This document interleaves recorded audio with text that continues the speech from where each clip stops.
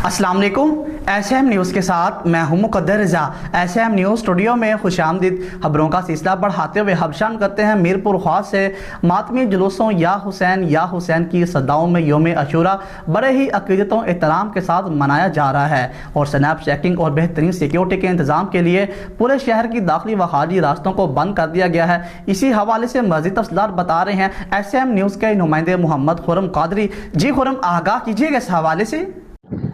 मीरपुर खास में मातमी जलूसों की स्नैप चेकिंग और बेहतरीन सिक्योरिटी के इंतजाम के लिए पूरे शहर की दाखिली व खारजी रास्तों को बंद कर दिया गया।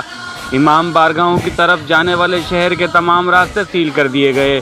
शहर के दाखिली व खारजी रास्तों पर चेक पोस्टें कायम की गई। बख्तरबंद गाड़ियों में भी पुलिस दस्ते पहुंच गए। मुकम्मल शहर भर में सिक्योरिटी की निगरानी SSP फैसल बशीर मेमन व दीगर अफसरान खुद कर रहे हैं। यौम आशूर के मरकजी जलूस मुख्तलिफ इमाम बारगाहों से बरामद हुए। जलूस में अकीदतमंदों और अज़ादारों की कसीर तादाद ने शिरकत की, जबकि मीरपुर खास अल अशरफ वेलफेयर ट्रस्ट और मुख्तलिफ शोबा ज़िंदगी से ताल्लुक़ रखने वाली तंजीमों ने फ्री मेडिकल कैंप लगाए और अल अशरफ वेलफेयर ट्रस्ट की जानिब से सबील इमाम हुसैन और लंगर का भी एहतमाम किया गया।